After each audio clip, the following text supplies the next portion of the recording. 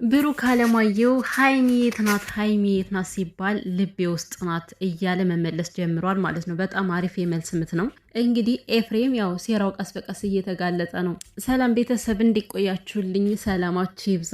እረ ጉድ ነው ዘንድሮ። እነዚህ ሰዎች በቃ ምንም አይነት መብረጃ የላቸውም። ጭራሽ በረዱ ሲባሉ እየተቀጣጠሉ እንደ እሳት እየነደዱ አዳዲስ ነገር እየተፈጠረ ነው እየመጣ ያለው ማለት ነው እና ብሩኬ ሃይሚን ከቦሌ ሲያስቀራት ማለት በቃ መንገዱን ሲያሰናክልባት ምናምን ነገሮች ይረጋጋሉ ብለን ይሄ እኮ የኛ ሐሳቤ ነው፣ በነገራችን ላይ የኛ ሐሳቤ ነውና ብለን ነበረ። እንኳን አይደለም መብረድ ጭራሽ አሁን ትልቁ ነገር ነው የመጣ። የኤፍሬም ሚስጥር ተመዘዘ ማለት ነው እና ሲጀመር መንገዱን ጥርት አድርጎ የመጣ ሰውና በሴራ መንገድ የመጣ ሰው እኮ ለትንሽ ጊዜ ነው የሚያስመስለው። ከዛ በኋላ እውነተኛ ባህሪው ይወጣል ማለት ነው። ስለዚህ ኤፍሬም እስካሁን ድረስ ሃይሚን እኔ ለእህቴ ብዬ ነው እህቴ እንድትጎዳ አልፈልግም እያለ ሲቀበጣጥራቸው የነበሩ ነገሮች ውሸት፣ ሃይሚን ለማሳመን የተደረገ ነገር ነው። እኔ ግን ማለት ነው የምር ቤተሰብ ሃይሚ አሳዘነችኝ።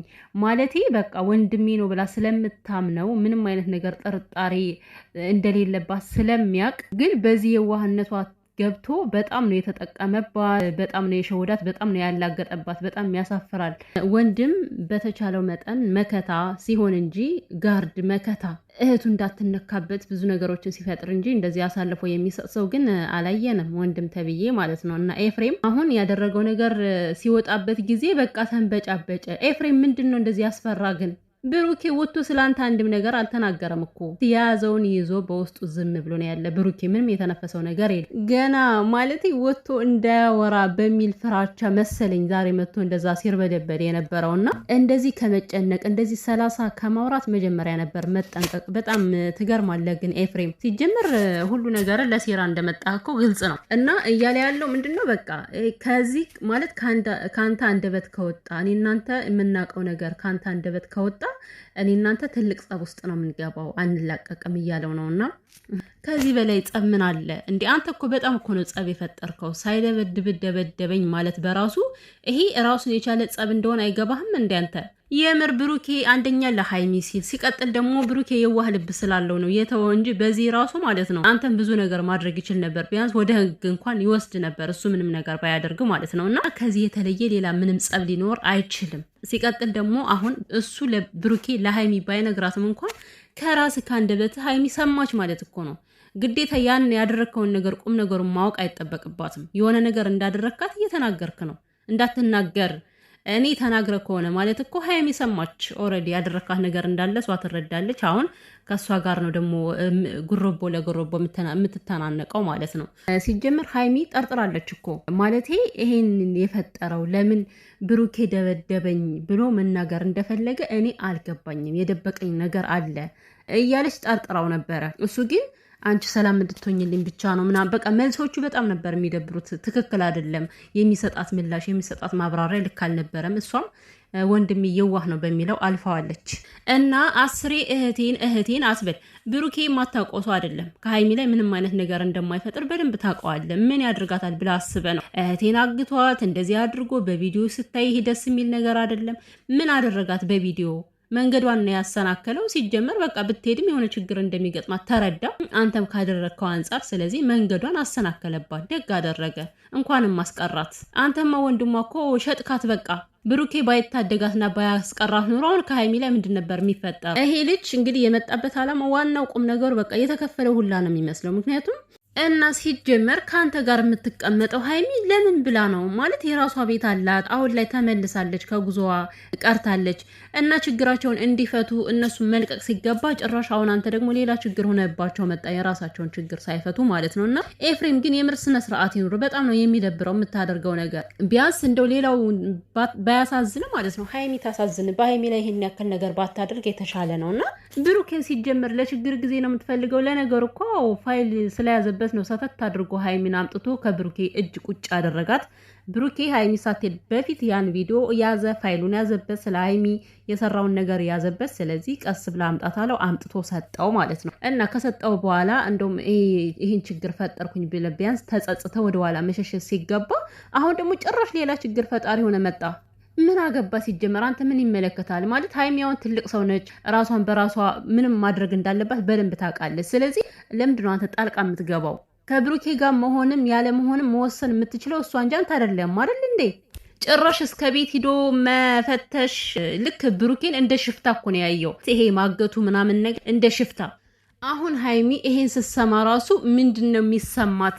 ምክንያቱም እሷ ብዙ ጊዜ ኤፍሬም የዋህ ነው፣ ምስኪን ነው፣ ያሳዝነኛል እያለች የምትከራከርለት ልጅ ነው።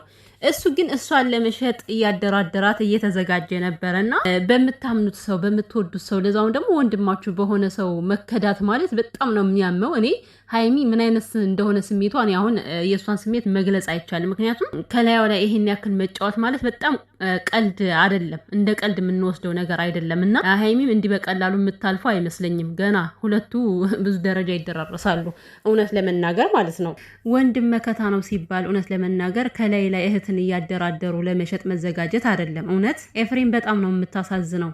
አላማህ ምን እንደሆነ ችግር ምን እንደሆነ ባይገባንም ባይረዳንም፣ ነገር ግን ያደረካቸው ነገሮች በሙሉ በጣም ነው ልብ የሚሰብሩት። በተለይ ለሀይሚ እንኳን አይደለም ለሀይሚ ለሰሚ ራሱ በጣም እኮ ነው የሚደብረው እውነት። እና ገና አሁን ሀይሚ ስልክ አላነሳችልኝም ነግሯታል ብሎ በቃ ተደናግጦ ሞተ ማለት ነው። አንተ ስልክ ያለ ማንሳቷ ነው የሚገርምህ። ገና እኮ አይንህን ማየት አልፈልግም ሁላ ልትል ትችላለች ሀይሚ። ሲጀመር አመጣጡ ሁሉ ተንኮል በተንኮል። አሁን ራሱ ብሩኬ የሆነ ነገር እንዲያደርገው እንዲጣላው ይገፋፈዋል። በጣም ነው ይገፋ ፋፋው የነበረ ፊቱን ምናምን እንዴት እንደሚነካካው አይታችኋል። ነገር ፍለጋ። ምክንያቱም አንድ በኩልም ደግሞ እሱ ጉዱ ስለወጣበት ብሩኬ እንዲጠመድ ይፈልጋል። በድጋሚ ሊያስጠምደው ነው የሚፈልገውና ብሩኬ ዛሬ ታግሶ ያለፈበት መንገድ እኔ በጣም ነው የተመቸኝና ብሩኬ አሁንም ቢሆን ከዚህ ልጅ ጋር ምንም መሳፈጥ አያስፈልግም። እግዚአብሔርን አንተን ከሰው አፍ ለማስገባት ሲቀጥል ደግሞ ሁለቱንም ለመለያየት ለካ ባለፈው ከሱ የተሻለ ሀብታም ምናምን ስትል የነበረው የልብህን እየሰራ ነበር ኤፍሬም። ከሱ የተሻለ ሰው ይመጣል የሚወዳ የሚያከብራት እያለ ነበርና